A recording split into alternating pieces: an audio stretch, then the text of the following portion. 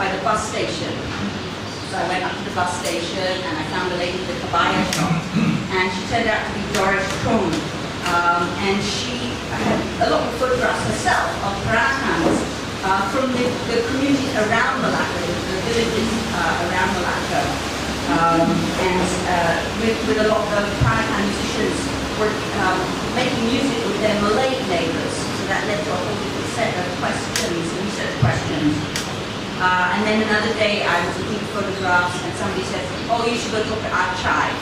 So I went. Achai is that Sun Kim Pop, who has a music store in town. And I've met him many years ago, but I hadn't realized that he was being such an important practicing musician in Malacca. So we went to another coffee shop and he called up a lot of his friends, and suddenly there were 5 old saxophone players all sitting around the table and looking at the photographs, and a lot of very interesting details came out of that I'll talk about in some of these photographs. And then my friend Colin Go one day said, oh, you should meet my friend Audrey, she's got lots of photographs. And it's Audrey Lim here in the front row. And she has a treasure trove of photographs that were taken by her father, Lim Kim-hua, who was an avid photographer and amateur musician. He has a lot of pictures that are very, very interesting. And she's currently collecting all of these. So the point that I want to make is that photographs are really important documents. But what's just as important is the fact that they tell stories if you take the time to listen, to find people who know the stories and make recordings of their stories and learn about them. Because the photographs will remain. Audrey just brought some more photographs today that she found in her attic. The photographs will remain, but if we don't talk to the old people, we don't find out the stories about the photographs, and it's the people and their memories that are an ever diminishing resource. So it's our job as young generation scholars to try to put this stuff out there, to learn these stories. So that's what I've been doing in this project. So I want to just, I'm going to lose a page of this out the window in a minute. Music was something that was in all of the Peranakan houses in the late colonial period. And people had all sorts of gadgets, photographs, recordings, radio, and there's also accounts, if you read stories of life in Peranakan houses in this period, of sitting around listening to music on these recording devices. And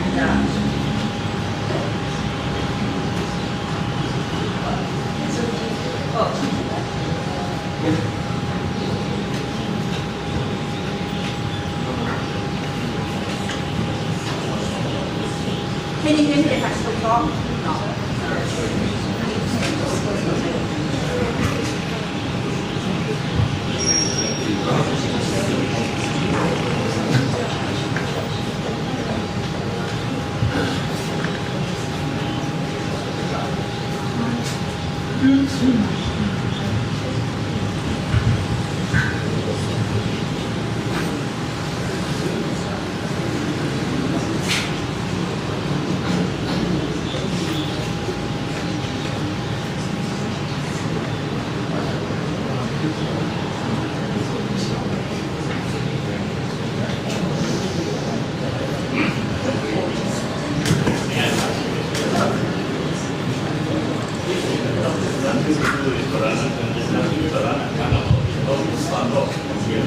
Because it's the photographs in the background of what I'm interested in. That there are photographs of Peranakan life in the Peranakan world, so that's why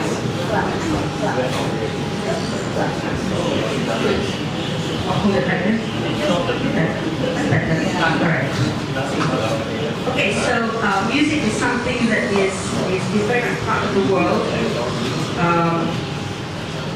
We know that a lot of young Peranakans had music lessons and learned to have read notation. Violin and piano were the most common instruments, especially for the boys. But other stringed instruments, for example, ukulele, mandolins, banjo, guitar, string bass were also popular instruments for learning. And there are a lot of sources that talk about families who gather around the piano and sing popular songs to the accompaniment of violins, violas, accordions, and banjos and mandolins. And there were a lot of family bands. And in fact, just last Tuesday I was talking to Daniel's mother. She was playing ukulele at the Peranakan Club, and I asked her when she learned to play ukulele. And she said that she learned when she was a girl before she got married, that Uncle Robert, who's sitting there, taught her, and that they had a band in their family with another sister played accordion, and Uncle Robert and another brother were in the band. So it was a family band. And I have a picture here. Some of you may have seen this. This is a very familiar one. Again, this is from the PPCM collection. And this is the Yo family band, Victor Yo's family. And this kind of photograph provides a really interesting glimpse into the ordinary lives of Peranakan families at this point before the war, the Second World War. And we see the children of Yo Soo-yong who are posing with their instruments in the airwell in their house at 16 Tankera Road, just up the road from here. And Yo Soo-yong was not a musician himself, but he was very interested in music, and he would sometimes sponsor dance-along performances at city park amusement gardens. So he bought instruments for his children, actually this was probably fairly common, so that they could amuse themselves and entertain guests. We can see in this picture, if I can do this,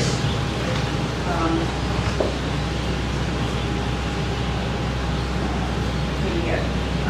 So if you look, there's three boys, 1, 2, and 3 at the back.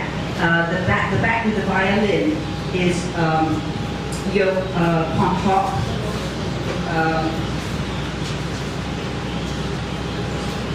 And these 3 boys, we'll see them, Kwan Jin and Kwan Yi, become very important in the history of music in Malacca in the next half century. But they started out playing just in a family band. And you can see that the sisters are also playing banjo, guitar, and ukulele. So this picture, the date says circa 1940. I think it's probably quite a bit earlier than that, because I tried to date this picture. I think the date is probably more like 35 or something like that. Because Amy, who was the younger sister, who was not born yet, she was born in 1934, and so she was not in this picture, but she remembers that even during the Japanese occupation, they still kept playing with their family band and entertaining. Now, for the boys, this kind of early musical education was a window to the outside world, and we're going to come back to the boys in a moment. But for the girls, it was mostly something that was kept within the home. They learned to play instruments, but it was something you didn't really go out and do in public, which is sort of a typical gender pattern here. But I do have this one picture, and this one actually comes from the collection of Victor and Yo, but also Amy. Audrey Lynn has a copy of the same photograph, and this is the Methodist Girls School staff. And here we see one of the Yo sisters, Yo Kane, playing co-op. Looks like she's playing guitar, Hawaiian guitar style. Here are 2 of Audrey's cousins, Esther and Dorothy. The headmistress of the school, this is and this is Dr. Joseph Baruch, who was a school teacher and also church music director, and his wife. He's given a lot of photographs, but he was interesting. Again, it's the entire string ensemble that they're playing here, stringed instruments. Mandolins, violins, banjo, and guitars from our paper and stuff. So at this time, immediately the 30s, 40s, before the Second World War, the Peranakan social life was really revolving around what was essentially a British colonial style of world, where there were mission schools, scouting, private sports, social clubs, things like that, literary and dramatic societies. private clubs and associations. And all of these cater to exclusive membership. And they organize balls and galas and variety shows and fancy dresses. This is all part of the social life of the time. Here's an example from a ball. And what's interesting in this photograph is the dress. The men are all wearing tuxedos and bow ties. And so very formal kind of scene. Some of these associations also supported music and amateur dramatic subsections, which is very interesting for me. And they staged public performances, often in the aid of charitable causes. And I think that's something that's continued to today, that they have dramatic performances in aid of charitable causes. And the plays are very interesting because they span a range from things like Bangsawan to Shakespeare. And here's the slide of a play. This is from the collection of Audrey Lim. The cast of a play, Bangsawan style, called Ahmed Kotla, performed in 1934. They were raising money for the St. John Charitable Society, which is just up the road from here. And these kinds of public events were often reviewed in the newspapers. So you can go to the newspaper, Straits Times and Malacca Guardian, and try and look for accounts of these things to kind of build up what's going on in the photographs. The Malacca Guardian, it's hard to find here in Malacca. I don't think you find it here in Malacca, but if you go to see the library there, I'd love to see it being held somewhere here on microfilm or something, but it isn't. But you can go and read through the newspaper and find out all of these things. So for example, in December 1932, the Malacca Merrymakers, which was one of these kinds of musical associations, they presented a charity show. They staged a play called The Fortune Teller at the El Dorado Cinema. And not to be outdone by then, the Malacca Hotspurs Association, which had an orchestra and dramatic section, they put up a play called The Prodigal Son. And they had musical extra terms for comedic music. And this was in February 1933. And they raised a sum of $310 straight dollars for St. David's Hospital, so they were doing this for hospital. And this kind of thing, raising money for charity, is still being done today. But for example, Peter Daniels often doing things for charity funding. Musical life here was very eclectic, as this cartoon by Yankee Young shows. This is from 1934, the Black and Guardian. And so we can see some of the things that were going on in the top corner. You have jazz music, you have Bangsawan, you have Donak Sayang, you have Chinese songs, and the patient is going to the doctor who's examining him. This is all going on in his head. Chinese opera, and it's giving him a big headache, I think.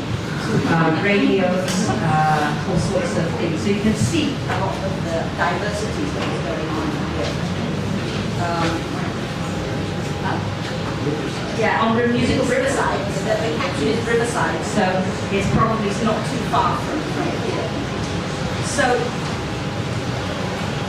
not content with just simply listening. I think this microphone is on. There we go. Yeah.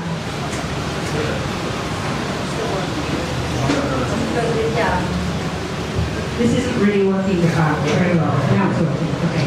So, not content with just being audience members and listening to music or the gramophone recordings, the young people who were starting out in the family bands were also started playing with groups with other teenagers. They started musical groups of their own, just like happens today. And you have a lot of musically talented young brothers like the Yo Brothers started forming what they call amateur music parties, string orchestras and dance bands. And they were playing basically the latest British American hits that they were listening to on recordings and hearing on the radio, but also playing Malay Kantong music, which is very popular. and forming small groups that performed for functions and parties and informal music-making sessions, and also seeing Gondang Sayang, which is a very localized form of music. By the late 1920s, there were at least 3 large Peranakan ensembles. One was the Malacca Hotspurs Association.